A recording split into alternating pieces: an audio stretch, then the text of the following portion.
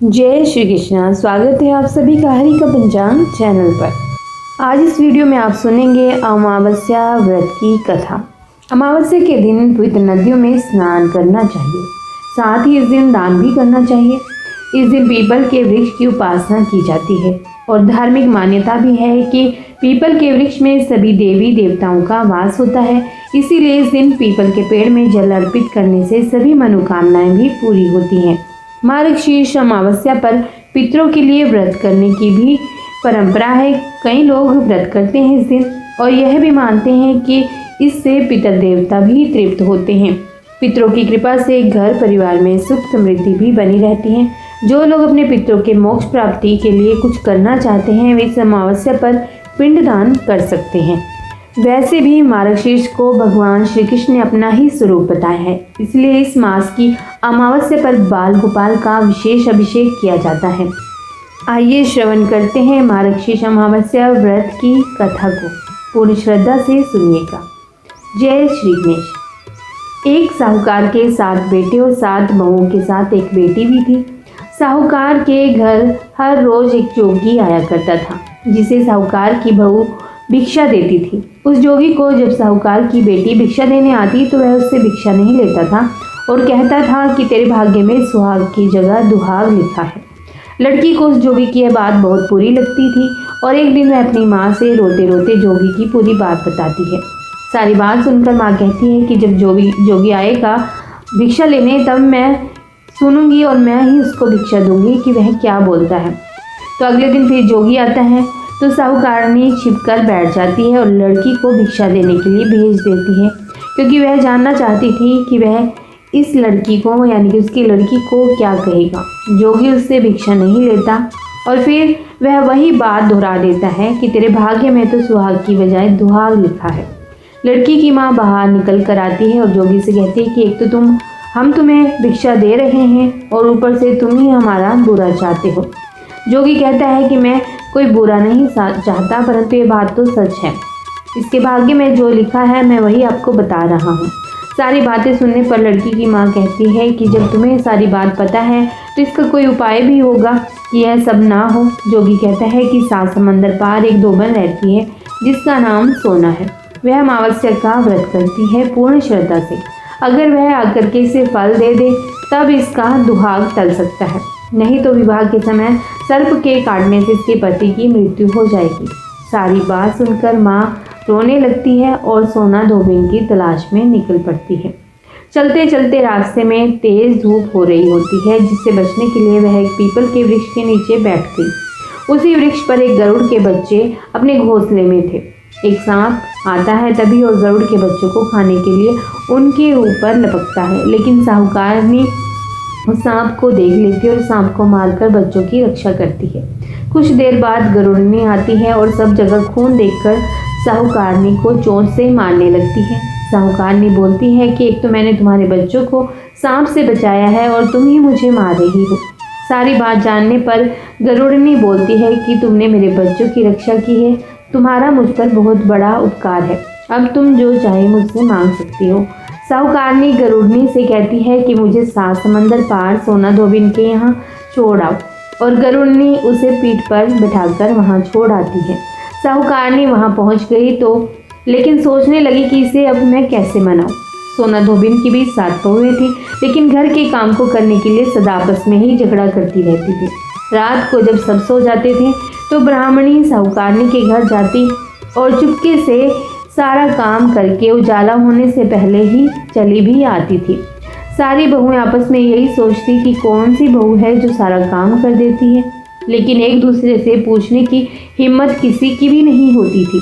एक दिन सोना धोबिन ने भी सोचा कि आजकल बहुएं लड़ती भी नहीं हैं और काम भी सारा हो जाता है। सोना धोबिन ने सारी बहुओं को बुलाया और पूछा कि आजकल तुम लड़ती भी नहीं हो और सारा घर का काम भी कर लेती हो। सोना धोबिन ने फिर अपनी बहुओं से पूछा कि घर का सारा काम कौन करता है। बहुएं सास से झूठ कहती हैं कि लड़ाई करने से क्या फ़ायदा, इसीलिए हम मिलकर काम कर लेती हैं। सोना धोबिन को अपनी बहुओं की बातों पर विश्वास नहीं होता। फिर वह निश्चय करती है कि रात में जाकर स्वयं देखूंगी कि कौन घर का सारा काम करता है। रात होने पर सोना धोबिन छिपकर बैठ जाती है और देखती है कि कौन सी बहू काम करती है। रात हुई तो वह देखती है कि एक औरत चुपके से घर में आ रही है। वह देखती है कि उसने घर का सारा काम कर दिया और अब जाने की तैयारी में है। जैसे ही साहूकारनी जाने लगती है तो सोना धोबिन उसे रोक लेती है और पूछती है कि तुम कौन हो और क्या चाहती हो। साहूकारनी कहती है कि पहले तुम वचन दो, तब मैं बताऊंगी। सोना धोबिन वचन देती है। तब साहूकारनी कहती है कि मेरी बेटी के भाग्य में दुहाग लिखा है, लेकिन तुम अमावस्या का व्रत करती हो तो मेरे साथ चलकर उसे सुहाग दे दो। सोना धोबिन वचन से बंधी हुई थी तो वह साहूकारनी के साथ चलने को तैयार हो जाती है। जाते हुए सोना धोबिन अपने बेटे और बहुओं से कहती है कि मैं इस औरत के साथ इसकी बेटी को सुहाग देने जा रही हूँ, लेकिन अगर मेरे पीछे से तुम्हारे घर में या तुम्हारे पिताजी को कुछ हो जाए तो उन्हें घी और तेल के कूप में डालकर रख देना। सोना धोबिन साहूकारनी के घर पहुंच जाती है। साहूकारनी अपनी बेटी का विवाह करती है तो फेरों के समय सोना धोबिन कच्चा करवा, दूध तथा तार लेकर बैठ जाती है। कुछ समय बाद सांप आता है और दूल्हे को डसने लगता है तो सोना धोबिन ने करवा आगे करके तार से सांप को बांध दिया और सांप मर गया। अब सोना धोबिन ने लड़की को सुहाग दिया और कहा कि अब तक मैंने जितनी भी अमावस्या की है वह साहूकार की इस लड़की को मिले। अब आगे जो अमावस्या मैं करूँगी उनका फल मेरे पति और मेरे बेटों को मिलेगा। सभी लोग अमावस्या माता की जय जयकार करने लगते हैं। सोना धोबिन अपने घर वापस जाने को तैयार होती है तो साहूकारनी कहती है कि तुमने मेरे जमाई को जीवन दान दिया है, इसलिए तुम जो चाहे मांग लो। सोना धोबिन बोली कि मुझे कुछ नहीं चाहिए और वह चली गई। रास्ते में चलते हुए फिर से अमावस्या आई। उसने पीपल के पेड़ के नीचे बैठकर कहानी कही, व्रत रखा, पीपल के पेड़ की 108 बार परिक्रमा की। पीपल के पेड़ की पूजा के बाद वह घर जाती है तो देखती है कि उसका पति मरा पड़ा है। अब रास्ते में जो अमावस्या उसने की थी उसका फल वह अपने पति को दे देती है, जिसके प्रभाव से वह पुनः जीवित हो जाता है। सब कहने लगे कि तूने ऐसा क्या किया जो तेरा पति जिंदा हो गया। तो इस पर सोना धोबिन कहती है कि मैंने तो ऐसा कुछ भी नहीं किया है, बस रास्ते में अमावस्या तिथि आई थी जिसका मैंने व्रत किया, कहानी कही और पीपल के वृक्ष की 108 बार परिक्रमा की। अब सारी नगरी में ढिंढोरा पिटवा दिया जाता है कि हर कोई अमावस्या का व्रत करेगा, पूजा पाठ करेगा, कहानी कहेगा और पीपल के वृक्ष की 108 बार परिक्रमा करेगा। हे अमावस्या माता, जैसा आपने साहूकार की बेटी का सुहाग दिया वैसे ही सबको देना। जय हो अमावस्या मैया की। आइए सुनते हैं अमावस्या की दूसरी कथा। एक गांव में सास और बहू रहते थे और उनका बेटा विदेश में कमाने के लिए गया हुआ था। सास और बहू बहुत अच्छे से रहते थे, दोनों एक दूसरे की देखभाल भी करती थी। एक दिन बहू ने खाना नहीं खाया, तब सास बहू से पूछने लगी कि बेटी आज तुमने खाना क्यों नहीं खाया। तब बहू कहती है कि आज मेरा अमावस्या माता का व्रत है, इसीलिए मैंने खाना नहीं खाया। तब सास ने कहा, बहू यह व्रत क्या होता है और इस व्रत को करने से क्या फल मिलता है, मुझे भी समझाओ। तब बहू कहने लगी, सासू माँ, अमावस्या माता का व्रत करने से बहुत पुण्य मिलते हैं, घर में अन्न धन भरे रहते हैं, सुख शांति बनी रहती है और अटल सुहाग मिलता है और पुत्रों की प्राप्ति होती है। इसी तरह से 3 पनौती अमावस्या माता का व्रत भी रखा जाता है। इस व्रत में हर साल अलग अलग खाना खाया जाता है और विष्णु भगवान के मंदिर में चढ़ावा भी चढ़ाया जाता है और फिर किसी ब्राह्मण को दान दक्षिणा दी जाती है। इस व्रत में पहले साल शक्कर, घी और चावल से बना खाना खाया जाता है। पहले साल व्रत पूर्ण होने के बाद 1.25 किलो चावल, 1 कटोरी घी और 1 कटोरी शक्कर का दान किसी ब्राह्मण देवता को दान में दिया जाता है। दूसरे साल जौ, घी और शक्कर से बना करके खाना खाया जाता है। इसी तरह जब दूसरे साल का व्रत पूर्ण हो जाता है तब 1.25 किलो जौ, 1 कटोरी घी और 1 कटोरी शक्कर किसी मंदिर में चढ़ाई जाती है या फिर किसी ब्राह्मण को दान में दी जाती है। तीसरे साल गुड़, तिल और घी से बनी मिठाई खानी चाहिए। जब तीसरे साल व्रत पूर्ण हो जाता है तब 0.5 किलो तिल, गुड़ और 1 कटोरी घी किसी मंदिर में चढ़ाया जाता है और नहीं तो ऐसा नहीं कर सकते हैं तो किसी ब्राह्मण को दान में दे सकते हैं। सासू माँ इसे ही 3 पनौती अमावस्या का व्रत कहा जाता है। फिर बहू कहने लगी कि माँ जी, इस व्रत का संकल्प लेने के बाद इसे पूरा जरूर करना चाहिए। यदि इसे पूरा नहीं किया जाता है तो घर परिवार में झगड़े होने लग जाते हैं। तब सासू माँ कहने लगी कि बहुत मेरी तो उम्र हो गई, लेकिन तुम यह व्रत जरूर करना।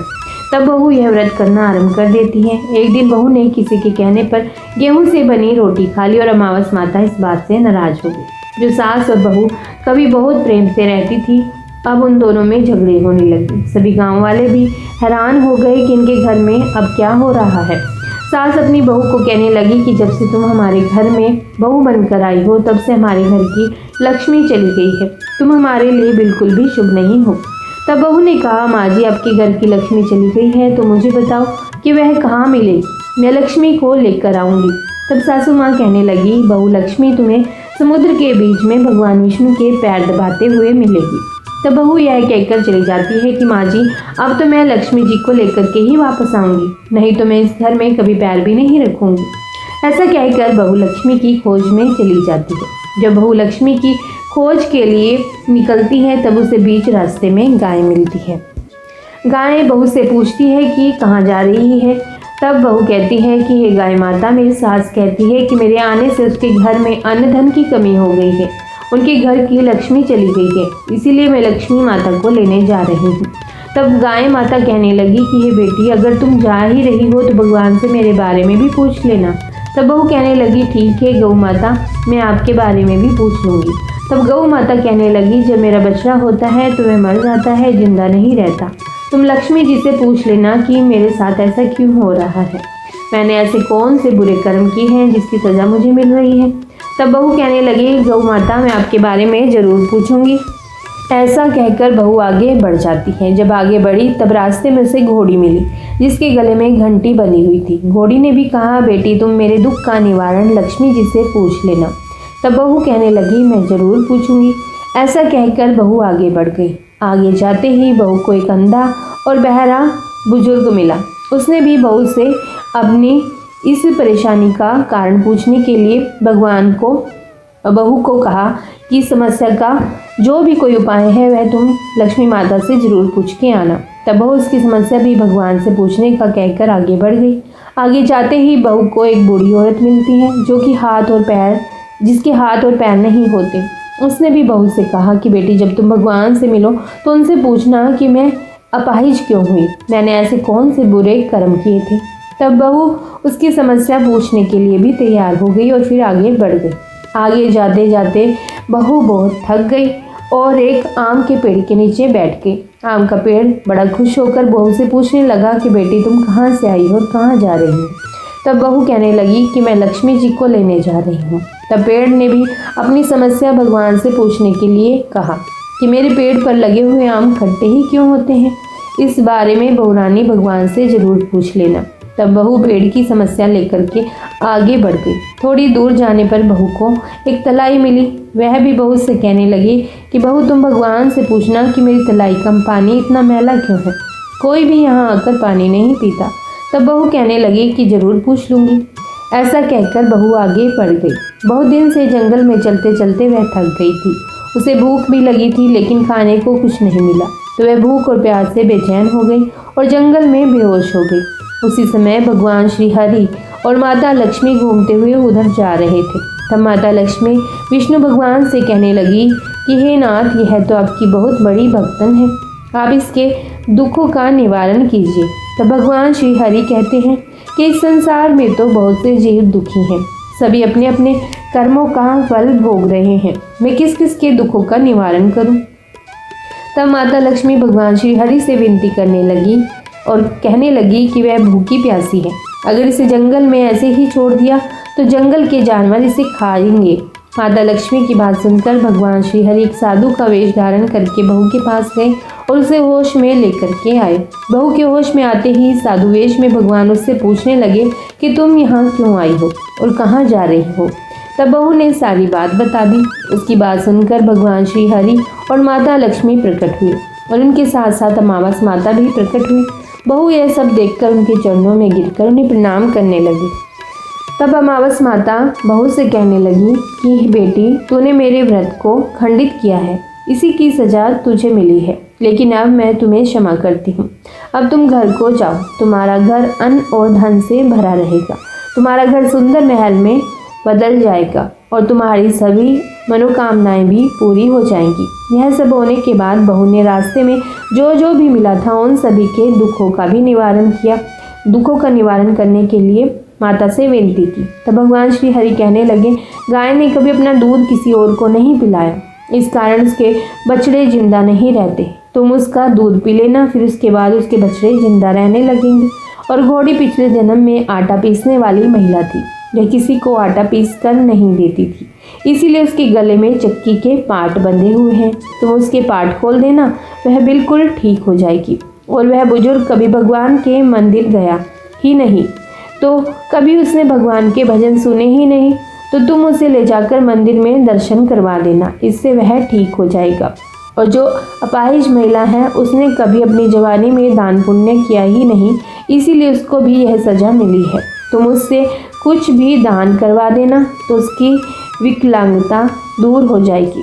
और वह आम का पेड़, उसने तो कभी अपने पेड़ के आम किसी बच्चे को खाने ही नहीं दिए, इसी कारण के सभी आम खट्टे हैं।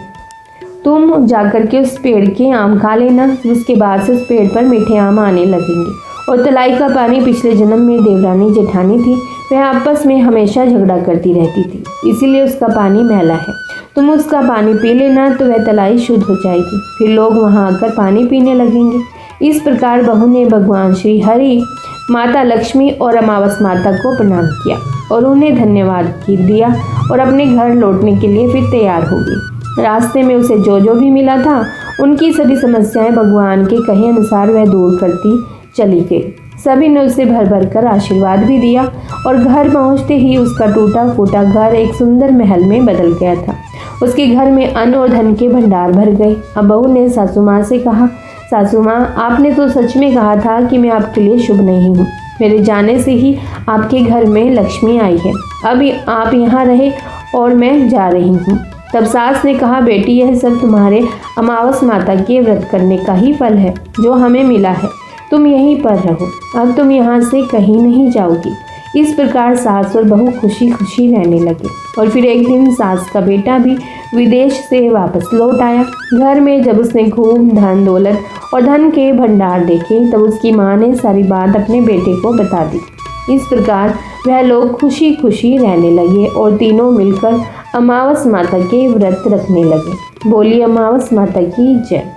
हे अमावस माता, इस कथा को कहने, सुनने और हुंकारा भरने वाले सभी भक्तों के घर में धन धान्य के भंडार भरे रखना और सभी की संतानों की भी रक्षा करना।